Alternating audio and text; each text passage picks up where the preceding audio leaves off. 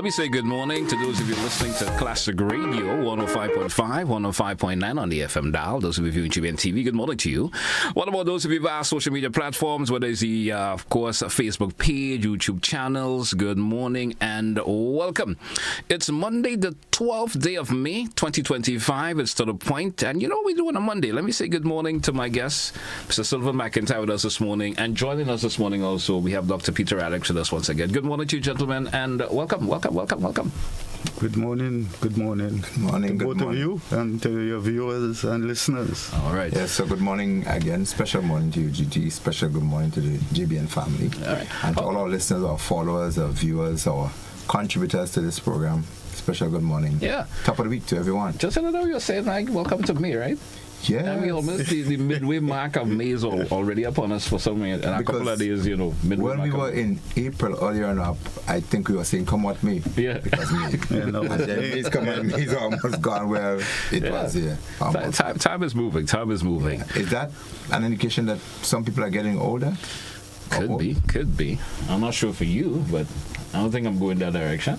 You should not. I mean, the fact that you're here is not present does not give an indication as to how the years are going, right? So true. Yeah. You're right. Because the days are shorter this time of year. A year is no longer 12 months, is it? I don't think so. I don't think we get 24 hours a day anymore. I don't think we get 60 seconds a minute either. Yeah, no, I don't think we get that. You know, they used to say 24 hours makes a day. I don't think that's happening anymore. GT, so it's still there, you know, but there's only one way to not go in that direction of getting older again. What's that way? I hope it's not that again. Well, you figure it out. I could get stop check. You figure it out. I think I know what you're doing it, but we just need to stop check time. Not enough?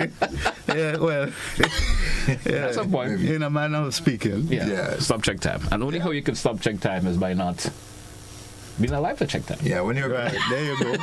When you retire, you can stop checking time. Yeah. Yeah. Some folks may differ with you on that.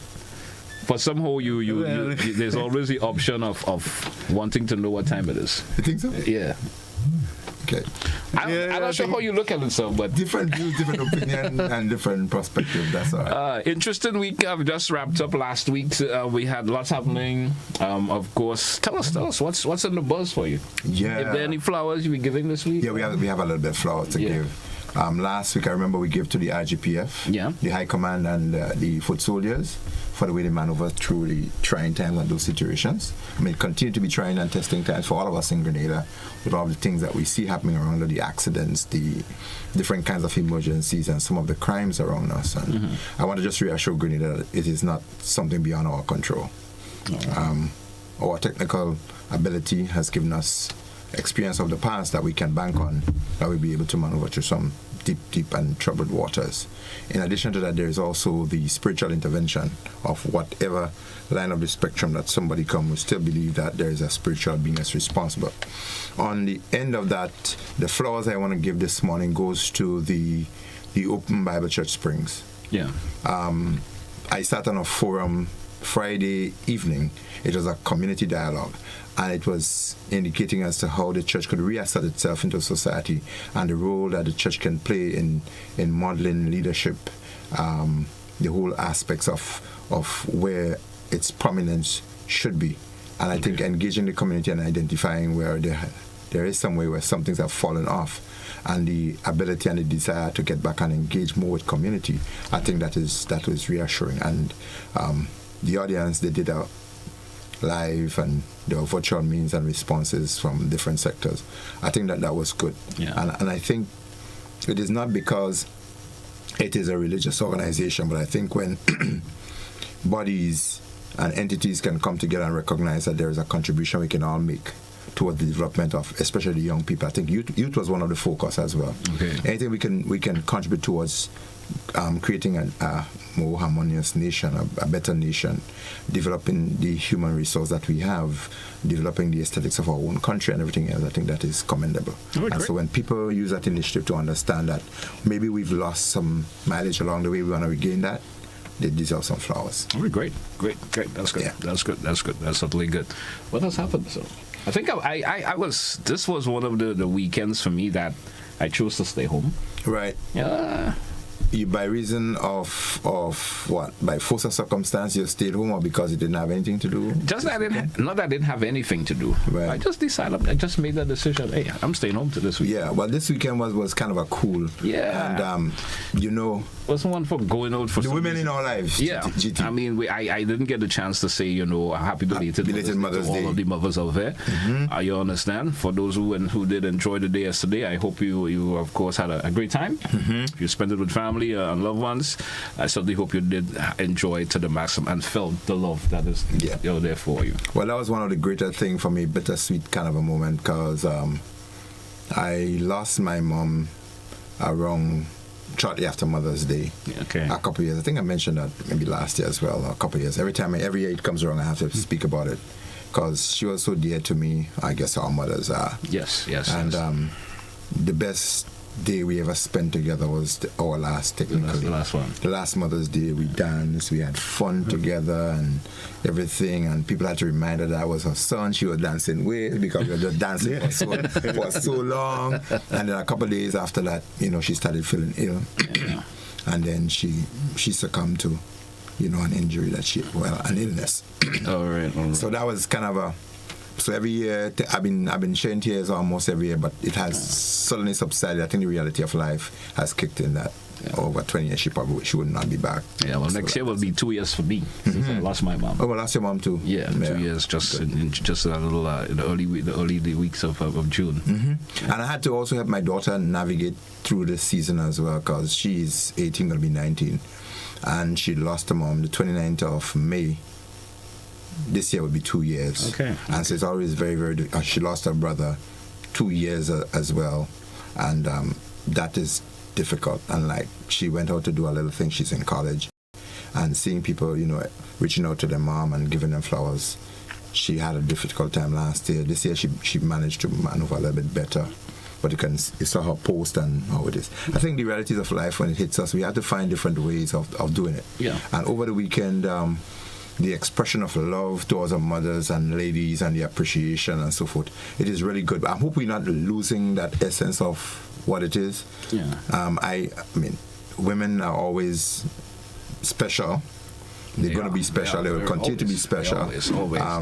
But we really don't want the spotlight to be taken off men, and we want due justice and diligence and focus. We want to feel good too. We want to feel good at times. So and men have to understand that they need to be able to step up and show what they have to show. And I'm hoping that we're not losing our good tradition. I think these are good traditions that we need to keep. That way we show those levels of recognition. I think what's killing it to a whole lot, not saying this in that particular way, is a commercial aspect of it. Mm-hmm. Everybody's looking to spend money towards whatever they want to get their mom, but not showing that really good physical love towards their mom.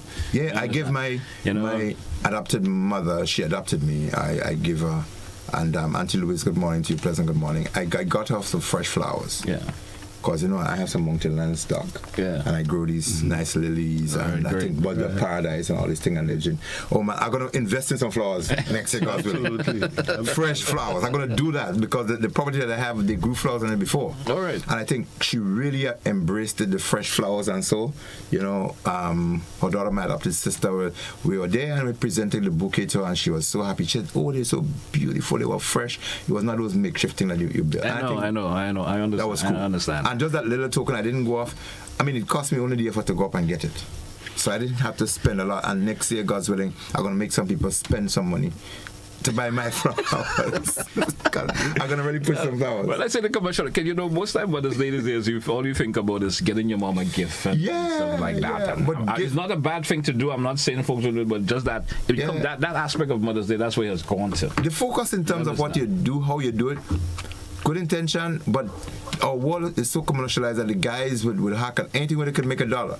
So we it's business, right? You wanted to chime in? Yeah, just to see, as you talking about mothers and Mother's Day, women in particular, I'm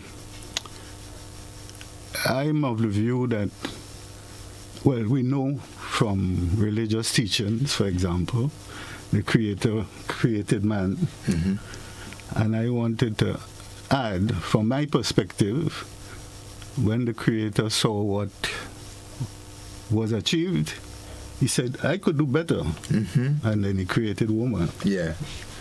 So yeah, he created story. There's a bit of semantic. Did he create man and made woman? Because he took a rib out of man according to scripture, and he made woman. So did he, because man came out of nothing. Why all this other soil he made him out of? Well, he was said the man made out of the created God. I'm not sure of the whole biblical thing. So what did God make woman out of? Because he had to get a rib from man. Yeah. But you can have improvements as you go along. So he modified. God modified. Yeah. Doc said he was happy with what he saw, so he created. Oh yeah, he said yeah. No, but he did say according to scripture that he found that man was also lonely. Didn't he say that? Yes. So it is really identifying here, and that's a really nice discussion this morning. That man needs a companion. It's so true. And the companion has to be a female. Yes. And nothing else in between there. We of course we have some interesting conversation to go on this morning. Of course, we have some of course videos to show this morning. Oh yeah, things that we look at. Then we get into our conversation with Dr. Radix there for a wee bit. We're gonna have more time this morning. Yes, we're gonna have a little more time this morning. So we're gonna take a short break, give Master Control some time to have them all queued up, and when we come back, we get into that conversation. Stay with us, focus to the point here. Classic Radio GBN TV. We coming right back after the break. Don't touch it out.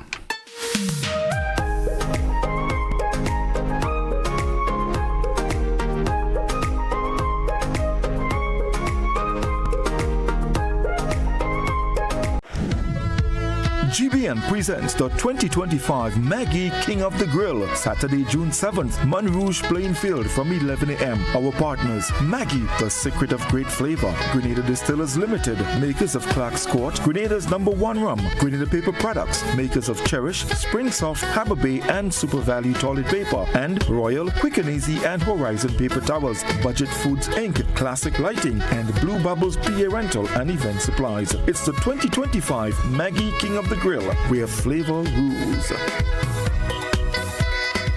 Grenada, the time has come. It's the big showdown in the first ever Classic Lighting and the Communal Credit Union Invitational 2025. Come witness the Royal Grenada Police Force and His Majesty's prison officers take on the nation's busmen and women in an epic 4x1 relay. Then it's Flow versus DG Sal. And don't miss out, Nawasa, who will be flooding Grenlec in the ultimate relay. All this and more, May 17th and 18th. At the Kirani James Athletic Stadium. Adults $30, children $15. Season passes are available. It's a showdown like no other. Be there. Heritage Theatre presents Breaking Out, the Grenada Love Story, featuring Robert White and Lisa Grappi, written and directed by Chris DeRiggs. But I still love you, Richie. You love me and you're hard in me. 4 big performances, Saturday 24th and Sunday 25th May at the Grenada Trade Center, Saturday 31st May and Sunday 1st June at Deluxe Cinema in Grenville. Showtime 7 p.m. sharp. He's the love of my life, Auntie. You have to marry a man for other things besides love, child. Get your tickets at Mitchell's Pharmacy in Grand Anse, Gittins Health and Wellness Wall Street, Gabriel's Pharmacy Pedmata, St. David Pharmacy, St. Andrew Pharmacy, Art and Soul Boutique at Spiceland Mall, 3B's Shoe Store, and GoToFed.com. Breaking Out. Come out and enjoy Grenadian theater at its best. This ad complements Grenada Cooperative Bank Limited.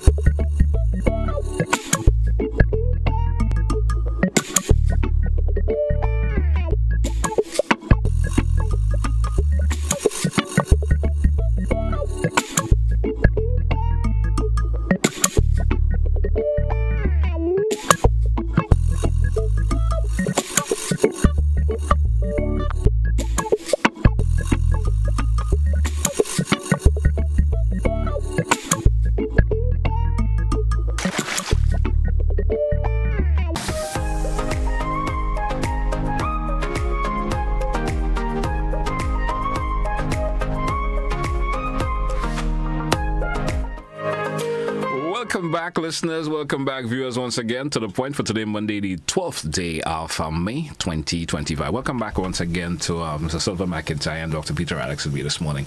Mr. McIntyre, our conversation this morning, we want to talk about some of the concerns that we still have in terms of the project that is taking place in the Granatang area. Mm-hmm. We still want to, of course, we have some videos that we're going to master control, but let's talk about it in the interim. What have you noticed that is of concern to you in the interim before we get those videos running? Yeah. So first, what I want to do, we want to commend the initiative in Granatang. We want to say it's noble. Yeah. It's far overdue in terms of expanding the road and in creating, I call it the aesthetics of the Granatang area. You know, kind of making it a bit more user-friendly, making it more therapeutic for when people walk through or they drive through. You can feel a sense of being the rainforest, but it creates a different kind of a feeling. But in addition to that, people must feel safe when they drive through. They no longer should the women and so feel, well, I don't want to drive over the hill because I'm seeing all those valleys. There's no retainers, there are no guardrails, etc. The drains are not well set, the corners are too narrow, etc. We've seen a change to that, and that, as I said, is commendable. Yeah. We've been beating that, I think, for about 2 years. More than that. We've been saying that there's need to expand those bends or those corners, and there's need to have different kinds of drains. In some cases, you need the slipper drain, and in other cases, you need the box drain. And in addition to that, you need as well an engineering design to tell you or to show the persons or the workmen, the laymen, what size of drain, what type of drain, the amount of water that flows in normal time and beyond normal water, and what size will accommodate what, and the extent in terms of the expand. How many feet do you need to go down south or further up north to accommodate certain volumes before you do like a culvert that would take it off, break it off, because you want the velocity or the strength of it to be broken down lower down, because the more force, the longer distance it comes down, it generate force going down. Yeah. You realize it could become more dangerous. Yes. So if you break it down and then you take away from it and channel it somewhere else, that would break some of the danger it can cause downstream. And so while that work is commended, it is not, there's still a lot, I think, that should have gone in. If you look at the design, sometimes the road surface itself is not designed in such a way that naturally channel the water to get into the now more slipper drains that we are seeing in the area. All right. I think prior there was some, not even box drain, there was some just deep sides of the road that if you slip down there, your vehicle will not come back out. And so we're going to show some. So we're showing there's some videos up there now, and of course that's how it looks. We may have to narrate because we may not have the audio feature. No, so we're going to just walk through it, and you would see that yes, some of these areas the water is really nicely channeled, and our concern there is that so you have these what you call chambers where the water would enter into, and we're hoping that with the chamber then that they would put some grills. You look at this one here where the water is coming from uphill. And you look at it, that's about 14 inches wide, maybe. It's less than 24 for sure. Yeah. And whether or not an engineering design or input was put into saying what amount of water are we expecting from that hill to accommodate within that? Will it go to the sides, or will that size of drain accommodate that? Right. So from a layman's point of view, or a regular person, a person with limited engineering and maybe sometimes common sense, would tell you that some things will not just work naturally, easy. And so you have a bit of concern with that particular design. I have a bit of concern with that particular design of how they designed that there. Yes, and the width of it, because if you have a lot of force, a lot of water coming from uphill, down there, it has to now squeeze itself into that space. Now, when you close in on something, you generate more pressure. Which causes it to rise. And then it's going to cause it to rise more rapidly. And when it rises, where does it go? And what impact would it have? Yeah. So these are something that you want to be able to consider. How much you need to go in and how far you need to start breaking it down so that you are balancing the force into a particular direction and not allowing too much force to come to one point. Yeah. All of a sudden. Okay. All right. Okay. So that's just one of it. But as we went along, we realized as well that there are some places where some guardrails are required. Okay. Not just. I want master control to be able to pull up on the corners, master control the corners and the guardrail. So as I was doing the video, there's a gentleman who drove up as you came off right on that corner. Yeah. You see that corner? That's coming off the Black Forest. Yeah. And there's no guardrail. And not too long ago, the gentleman was explaining to me, and I think his voice is in one of those videos. He said somebody came up there, they skidded up that road and went down. He said, and down there it was so deep, so far down, that you could not have seen the vehicle down there. That is scary. That is dangerous. It is a disaster waiting to happen. And I think our level of prioritization has to be looked into a bit. How do we prioritize danger as a contract time to finish? Yeah, but the volume of traffic on the Grand Tang Road right now, that's a cost. You look at this is another one. Can you see that bridge? A narrow bridge just before you enter, going up from the east heading towards the Grand Tang Great House. There is that bridge. Now a vehicle is coming right along that. No, that's not that one. That is one just by Hitmizi. You see that piece of wall, the edge of it? Yeah. A vehicle went down into that valley a year ago or so. That wall, the edge of that wall is pushed into the road. So as you come from Granditan towards Grenville on your left, if you're not careful, and the vehicle did chip on that, and it went down into that precipice. I'm saying that's the right there. That's a point of urgency. A guardrail should be set up there, and a sign should be placed there. Yeah. And we beat that, and we spoke about that We spoke about that a while ago. That's correct. We did speak about that. Can you always talk about that Hit Me Easy corner for some Right. I think, did you rename that place? No, Hit Me Easy. No, you know it's Hit Me Easy, right? That's Hit Me Easy. Yeah, around the corner where there's a sign with the politicians and all of that. Yes. That boat coming up there. So it's actually called Hit Me Easy. Yeah, it's Hit Me Easy. Hit Me Easy. Yeah, that's the name of the. I thought it was Grand Tang. No, that section there is called Hit Me Easy after you pass the last set of houses. And I want master control to put up there as you go from that section there, just before you enter the Seven Sisters Fall entrance. Yes. The road narrows onto another bridge right there. On the edge, on the left side, coming from St. Andrew towards St. George, you realize that if you drive up there, a vehicle could easily skid up, because as you approach that bridge, two vehicles don't go through that. One has to stop. Yes, exactly. But the one that's coming up would definitely skid off the edge, and they could enter right down into that little. You look at this. Yes. I'm looking at it there.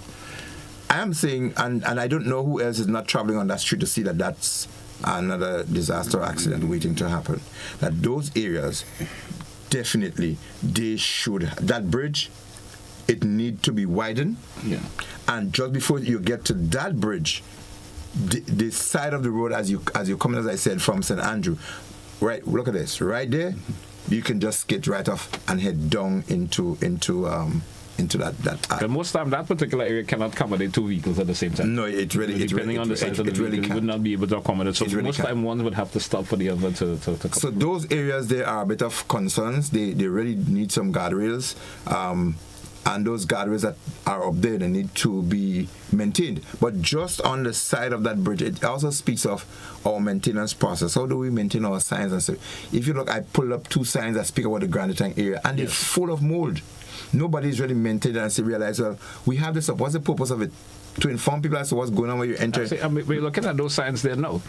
In terms of maintaining and clean up signs, make them more visible for drivers. This turns me off. It doesn't tell me that Grenada is a nice place if I want to visit Grenada and see, but what is our maintenance process? And finally, we want to go down into closer to, as you leave Deco, Service Center, heading towards Bolio. You know, there was an old vehicle on the side of the road there. There's a garage, and there's a vehicle that was in an accident. There it is. Couple months ago, sometime last year, somebody hit that vehicle right on the roadside there. It's still there. I remember one of our listeners or followers, they spoke to me, they told me about that. I said, but we spoke about that, GTNI, a few months ago. That vehicle is still there, and somebody hit it again. Somebody hit it again. Yeah. So as you move, but didn't the Solid Waste Authority have a campaign when they were tagging and having these removed? They're waiting for us to speak about it. It's going to move by next week. I can guarantee you that this vehicle will be moved by next week, because people are going to talk about it. I think the authority don't like people to really make them look bad, and we don't really make. But the intention is not to make them look bad. Look, the eyes on the issue. That's a traffic hazard. As you continue on that same strip of road, going north on the same side of the vehicle, if you look at the road there, we mentioned that before. The surface of the road is up with what the retaining wall is. Yes. And as you drive through, if one isn't careful, I mean, it is painted black and white.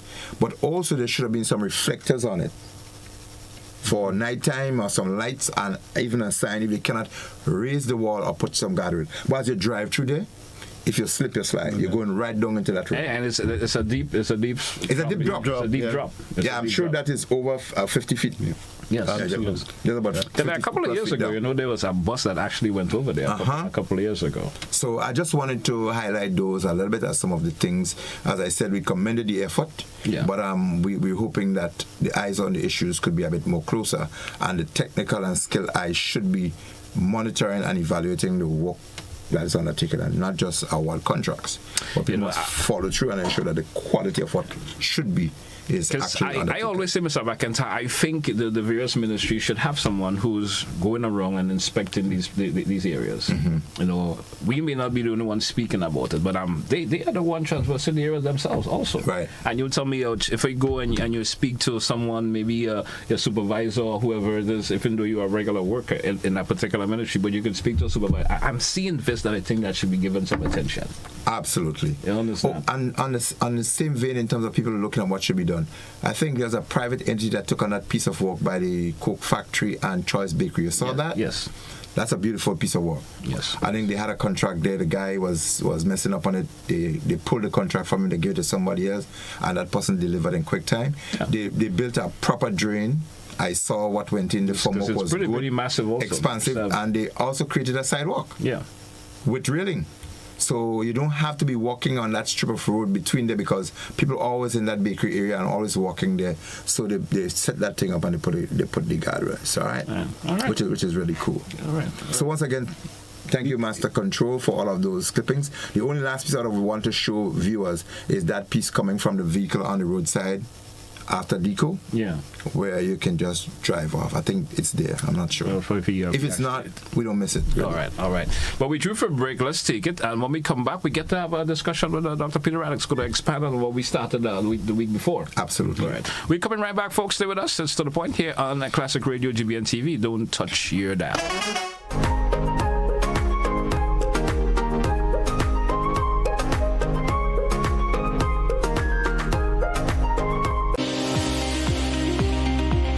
One of the things that I like about pediatrics is that it's never just about the child. It's also about family, extracurricular activities, sports, school, all of those things we get involved in. I think one of the nice things is also that it's about empowering families or giving them the knowledge that they need. It's actually about forming a community of people who support each other. We're in this parenting journey together. Be viewing Caribbean Medical TV on this station. Coming up, crop over's already in the air, along with all the hype. They conquered the Caribbean, now they're ready for the world. Solid financial support joins the battle versus severe medical conditions. There's absolutely everything you need and then some at this resort. It's all next on this station.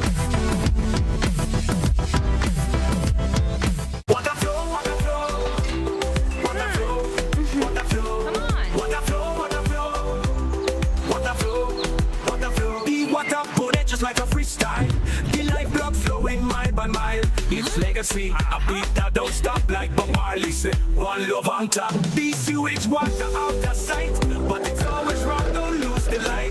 From factories and wells so deep, corals, mangroves and fish they weep. Bring water for the garden, keep it green. Save the cash and the earth gets clean. We use the water with a mindful mind. It's out of sight, but never far behind. In nature, the answers always flow. Like water running pure, the cycle grows. It renews itself, same drop, same beat. It's all good, man, you got the heat. Water flow. No clean water, no vibes they grow. Protect our water, protect our future. Time to go.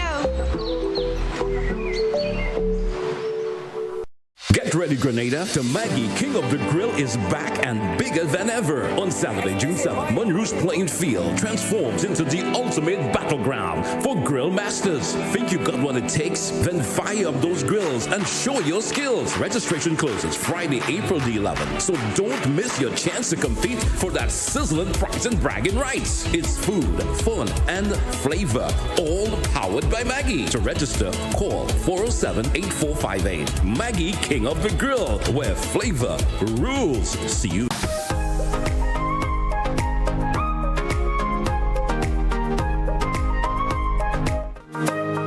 Welcome back, listeners. Welcome back, viewers. Once again, it's To The Point for today, Monday, the 12th day of May, 2025.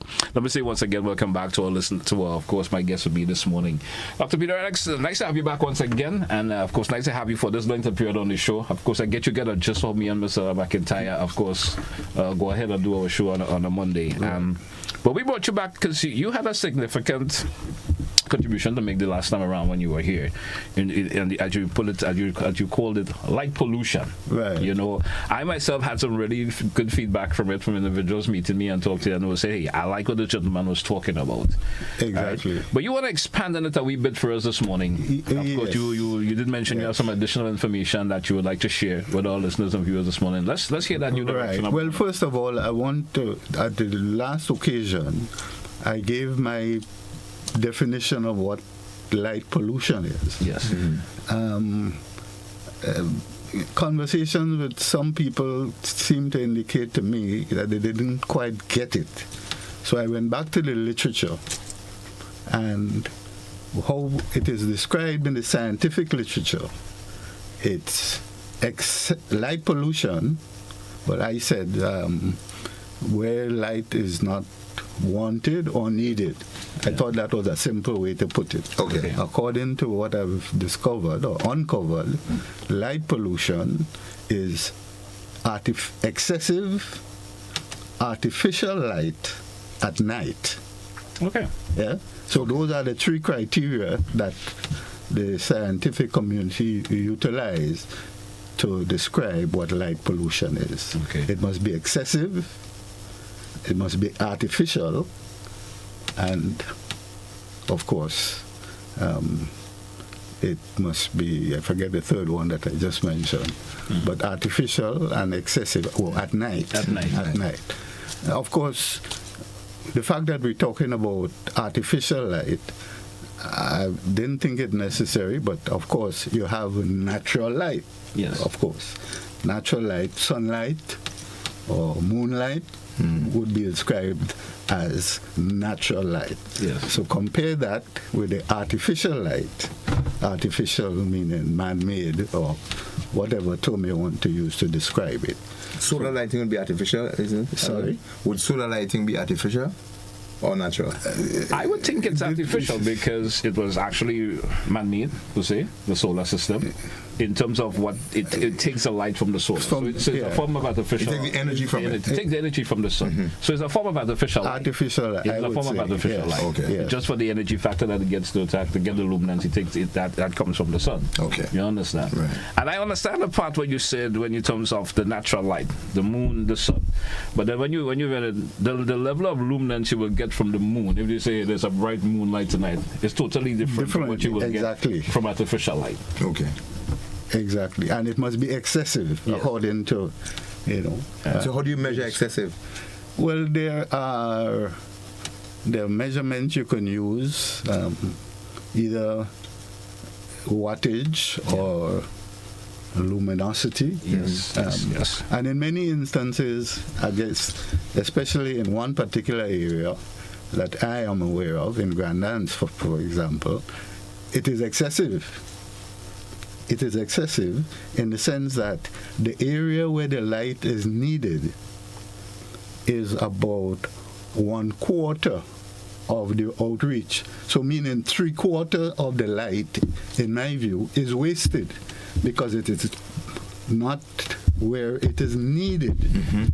And as I mentioned Grandlands in particular because I live in that area, and when I examine it, it occurs to me that particular area, which is next to the vendors market, or the new mall, Galleria Mall, I think it's called. That is a perfect example of how lights should not be installed. So there may be some utility in how it was done, but it's a good example of how not to, because first of all, it's the wrong type of light, and then it is not properly erected or directed. So that is why you have the excessive area covered by light where it is not needed. Yes? So I wanted to begin by explaining that and giving that definition for light pollution being excessive artificial light at night. Obviously in the day the light wouldn't be as, I was going to say effective, or noticeable if you put lights on. Because there's a sunlight. Right. The other point I wanted to address, which we did last time, artificial light has been implicated in a lot of illnesses or ailments. At first I used to think, well, these lights are a nuisance. And actually, speaking to one senior official, said to me, that's a nuisance. But it's worse than a nuisance. It's a health hazard. Yes. There are some health implications caused by these excessive lights. And a lot of it has to do with what is called circadian rhythm, or simply put, is the sleep-wake cycle. Yeah, most humans work in the day and you sleep at night. Yes, there are some people who have to be up at night, etc. But generally, so you have what is called a sleep-wake cycle, and during the sleep cycle, your body, which is a marvelous thing, goes to work repairing and restoring stuff that you would have suffered during the course of the daytime. So it's not just going to sleep. There are things happening while you sleep, and that can affect your health status. These interruptions in your sleep-wake cycle have been implicated in diabetes, for example, some cancers. And there are other ailments that, since your body cannot, if you don't get what is called a restorative sleep, and it must be not half an hour, it must be uninterrupted. That's part of the problem too.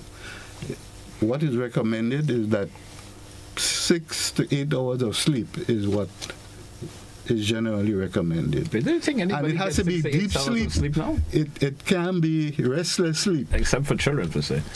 I'm just saying, asking the question, do you think anyone in this day and age now actually gets 6 to 8 hours of sleep, especially? Maybe not continuously, but if your sleep cycle is disrupted on a regular basis, you will not be able to benefit from that restorative period or that restful period when your body needs the time to recover. Well, for me, I know I have that problem, per se. I'm not disturbed by light in any way at all, because I with my room is situated, light doesn't affect me. But I don't get more than 3 hours sleep per night. Like right now? Like right now. You have a problem, sir. Yeah, I would agree. Yeah. I know that I don't get more than 3 hours. No, that's not. If I go to bed by 9 p.m., time 1 a.m., I am up. You see, the thing is with the light, I know I have a problem with that. With the artificial light, the effects may not be immediate. That's correct. It may be years down the road. You know, as you get older, your body then is not as strong as it used to be, and is more susceptible. And then you find your aging process will come in much quicker. Exactly. The body's structure cannot taking all of that out. So certain things you can't deal, your body can't deal with as you get older. Yes, that's true. So I would say 3 hours. It's definitely not enough. Yeah. Well, it's been happening with me for years. I've been when I'm in my professional life, I only stayed up late when I had to, and by 9 o'clock, if I wasn't working at night, I would be asleep, and I would get up at 4 or 5 to start the rhythm of the day. I would religiously go to sleep. I would sleep. So I'm one of those who benefited from the 6 to 8 hours. Yeah. Well, I haven't been getting 6 to 8 hours sleep for years. For years. If I go to bed by 9 p.m., by 1 a.m. I am up. Right. Yeah, but consider GT. Well, this is hypothetical, of course. But if you were, you probably, let's suppose you live till you are 80 years old. Maybe you should have lived till you were 90 or 105 or whatever. Yeah. So, and it doesn't affect everyone the same way. Yeah. Your constitution has a lot to do with it. Yeah. I have seen some medical advice on it. I was given stuff that I should eat to help. But your worked. medical practitioner, your physician would have told you that it says it's a problem. I have a problem, right? And I was given stuff to eat in terms of helping to get to sleep, but it never worked. What happened? Your body needs your body works in systems and patterns. Yeah. So, for instance, people use alarm and everything else to wake them up. And people, your body is trainable. So, and some things don't happen all at once. Yeah. There are times when you're training something or you're getting something, it's difficult to break it in all at once. But by continuous attempt, the improvement down the road comes. Absolutely. So when I used to be training recruits, and religiously every morning I was on time, my body would just, because I would put my body to rest, and it would automatically get up at that particular time. For some people, again, you do what is called the potty training, or they train your body to use your washroom. You do it before you leave home, and when you return. So there's some people I know, including myself, you do ever get someone to use a public facility, because your body accepts something out of the norm happen, that you really become excessive. You don't want to, because you get up in the morning, you ensure that you potty train, you get into the washroom, you do the numbers, the 1s, the 2s, maybe even 3 if you want to, and then your body walk through this, and when you come back in the evening again, you do similar. So your body will work itself into whole. I remember traveling one time for about 18 hours, flying from Asia all the way back to the United States. And I only went into the washroom once when the flight touched down in Los Angeles. Okay. Yeah. And I just got, my body was just conditioned. I drank on the aircraft, and my body stayed.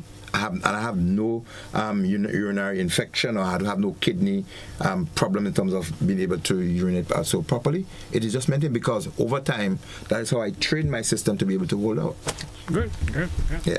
So that's the outside of the So we drew for a short break. Let's take it, and then we come in. Of course, anything else you want to highlight? Sure. What we do after the break. Stay with us, folks. It's To The Point. Classic Radio, GBN TV. We coming right back after the break, and we also give the opportunity to give our listeners and viewers option if they do want to contribute anything towards our conversation this morning. Feel free to do so. We're coming right back.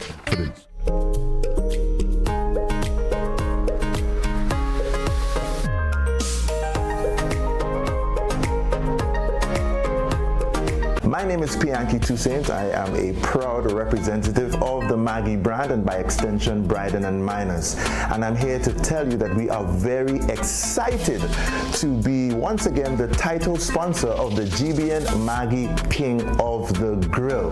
This is an event that we have partnered with for well over a decade. It's a family fun environment.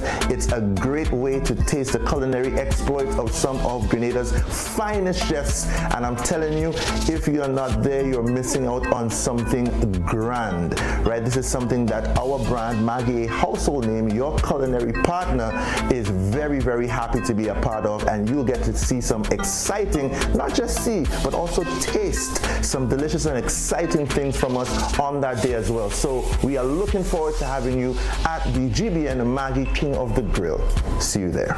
Get ready, Grenada. The Maggie King of the Grill is back and bigger than ever. On Saturday, June 7th, Monroe's playing field transforms into the ultimate battleground for grill masters. Think you got what it takes? Then fire up those grills and show your skills. Registration closes Friday, April the 11th. So don't miss your chance to compete for that sizzling prize and bragging rights. It's food, fun, and flavor, all powered by Maggie. To register, call 407-8458. Maggie King of the Grill, where flavor rules. See you there.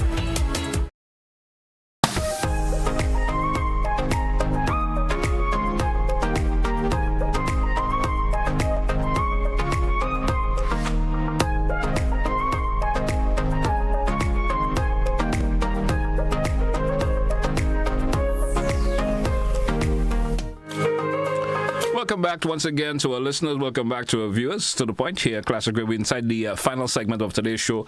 And of course, Dr. Radix, I want to come back at you before we start entertaining the calls. Because there's always that option where folks will ask you, how could we mitigate this? What is the option for a solution to problems of that particular nature? What have you come up with, sir, in terms of how we could mitigate or solutions for a problem of that nature that seems to be of a concern to you and a lot of other individuals? Right. Well, one I would say is to reduce the use of artificial lights. But you have. I accept that you need lighting in certain areas, but there are some lights that are not appropriate for certain areas, meaning you have to almost specialize. There are lights that are suitable for a basketball court, for example, or a cricket field, or some other situation. So the lighting that you choose, one has to be very careful, be very specific. And the people installing the lights also should have some knowledge as to the reach, if I could use that term, of the lighting, is what the person has provided. It could be excessive when it's not, and then when it's not properly directed, you tend to add more lights because you're thinking, well, it's not bright enough. Let me add more lights. But it's simply because the lights are not properly directed. Is it also the issue of the color of the lights is also a part of it, light color? Generally, yes. I know, for example, well, in the particular area that I was referring to, maybe not, but I know, for example, blue light, the light that you might see when you turn off your TV, the little blue light. Blue lights are even more hazardous to human health. Okay. So in that instance, yes, there may be some lights that may be suitable and some may not be suitable, depending on exposure, the duration of exposure. All right. Well, we do have a caller. Let's entertain the caller, and of course, because I know there are lots of folks want to make a contribution this morning. Caller, you're live. Good morning. Yeah, good morning, GT. Good morning, Mr. McIntyre, and good morning, Dr. Radix. Good morning. First of all, I want to thank Dr. Radix for helping to bring that to the fore, because for some years I've been trying to bring this to the fore, but, folks regard me as some crazy lunatic or something like that. So I'm glad that we are not judging the messenger now and that we are listening. Yeah. But I would also like to suggest that we need a national conversation that could develop into policy on the issue of light. We are moving around lighting up our stadium and our playing fields and so on. And there's nothing wrong in that. In the sense that people have options. But we should not try to make it as so like something that, we create a culture around, in the sense that some people think that we should have a 24 hours, which I think is ridiculous. The thing about excess light is that it affects the body in certain ways that we least understand. And some of the problem, and I said it last week, GT, some of the problem we have with our children, a lot of it had to do with our children being exposed to too much light at night. Some children don't even know what is darkness. And of course, some religious groups have satanized darkness. I mean, if they could get rid of darkness totally, there'll be no light. I mean, no darkness, only light. So we need to understand the role of darkness. If you look at the dogs, when a dog is sick, he goes and he eats grass, drinks some water, and goes in a dark place, and until it gets better, it comes out. We need to see how the animals, before trying to get more in sync with nature. Finally, doctor, I asked a question. It may not be sensible, but is there a relation between heat and light? Thank you very much. Thank you, caller. Thank you so much. You want to respond? And can we have another caller? Okay, yeah, I would say yes. There is heat generated when you have light. Yeah. Yeah, it's okay. Caller via some WhatsApp. are cooler than others, but there's always some heat generated. Caller via WhatsApp. Good morning, you're live. Yeah, good morning, host. Good morning, Good morning, Radix and Mr. McIntyre. Yes, sir. Nice for bringing up this topic again. And I think we have to pay specific attention as we advance in society. On multiple times, even on this radio station, I've heard folks push for sort of quote-unquote 24/7 kind of economy, and while one has to understand that the police force, medical care, emergency, and so on have to have folks working 24 hours, and I think we have to be very mindful as we expand and towards if we're going to do that at all, towards a 24/7 non-essential service kind of culture, because we will end up most likely paying significant health consequences for that later on. And with regard to how you could mitigate against the light, we have a lot of educated folks in Grenada, engineers and so on. So I think when we install lights, especially in public places, there should be some science we should employ in doing that. It's I don't know the details of the science, but what I can appreciate the cut and dry nature of it, physics and so on and so on. Those things are well established, so we should utilize our educated people in Grenada with the knowledge and to install those lights properly, including with appropriate shades, the direction of the light.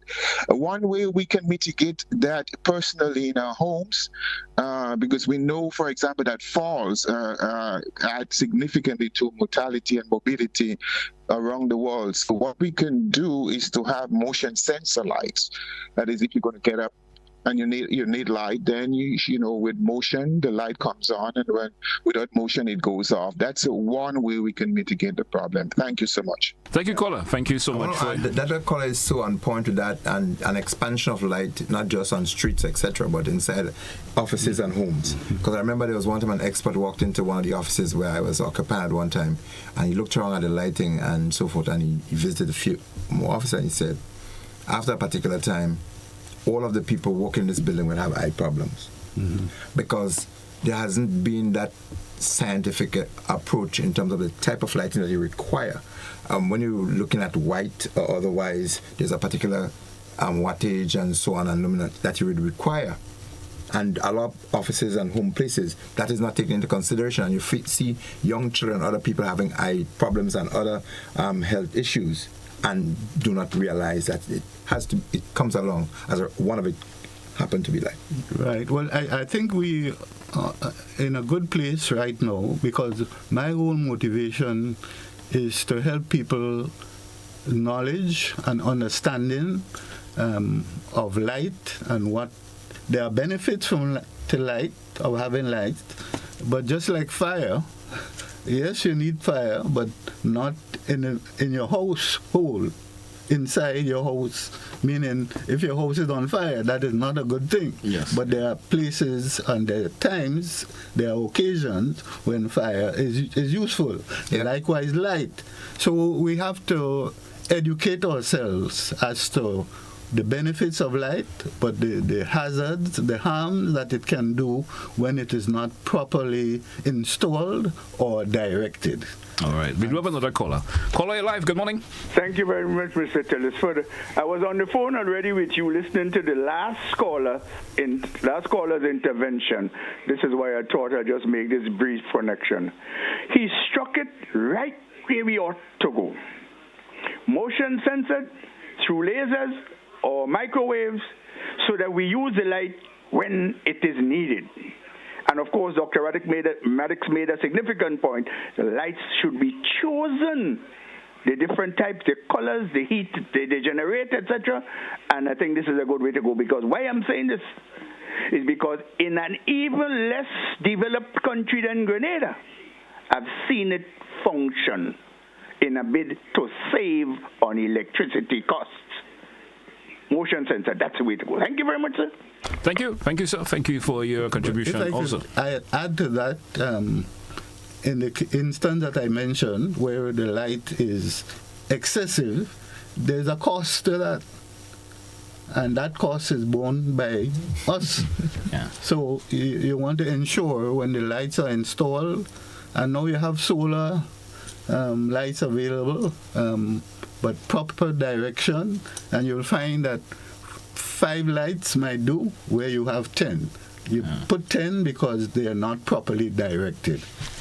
Okay, we do have another caller. Caller, you're live. Good morning. Hello, good morning. Good morning. Discussion this morning, but I wish this doctor they have a session with the people that put in the light before they establish the light, because I find some of the places they overlight. For instance, like the General Hospital, the span that I see they have 5 lights, they should only have 2. So I wish they could measure it is at 30 feet or 40 feet for a span. They must have a measurement to put on the lights. Thank you. Thank you, caller. Thank you so much. And the caller that made a point that we were referencing there a while ago also. Yes. Yeah. We do have another caller. Caller, you're live. Good morning. Good morning. Good morning to you. Go right ahead, please. Yes. We're talking Caller, about the you light. have to have that radio or the television in the background turned off, please. Go right ahead. Are you hearing me? Yes, we are. Go right ahead, please. Talking about light and light pollution is very important. But I can tell you, Grenada is suffering now from a noise syndrome in vehicles and the like. I am living on Queen Street in Victoria for the past 60 years. In fact, 61 years. And a steel ban came to our old school about a year and a half ago. And I had to leave my house because I'm living about 80 feet from the building. I had to leave my house in the night for 4 and 5 hours because of the noise. And it's affecting my health.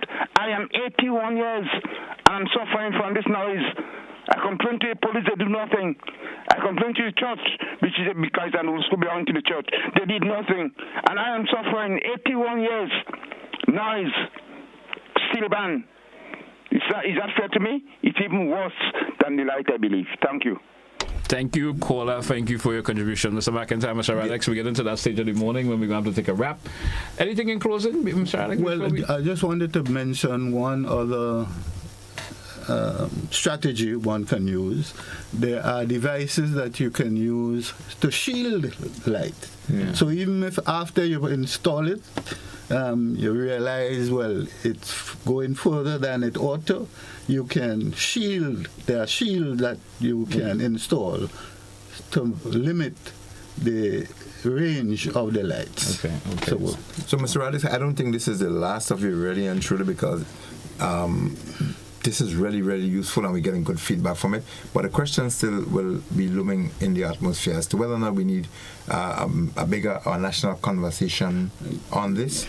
But what is generally agreed from what has been said from the callers and even from the guests on the program is that it has to be an organized and scientific approach to the installing of lights generally.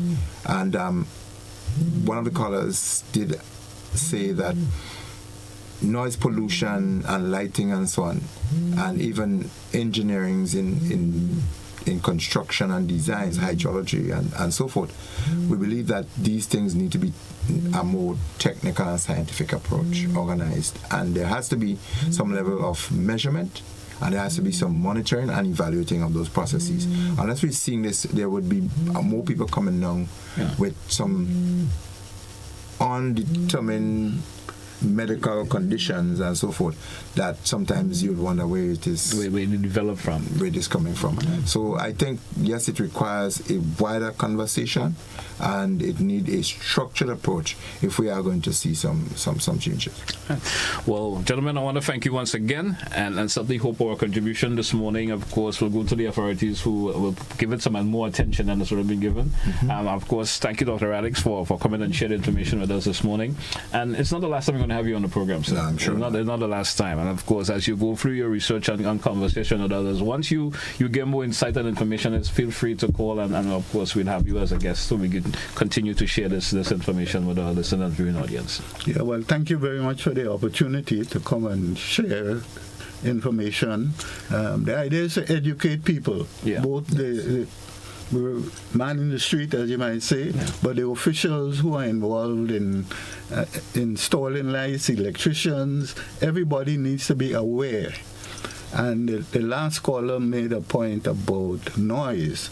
Well, that is the subject of another discussion, because we also have some things to say about noise pollution, but one step at a time.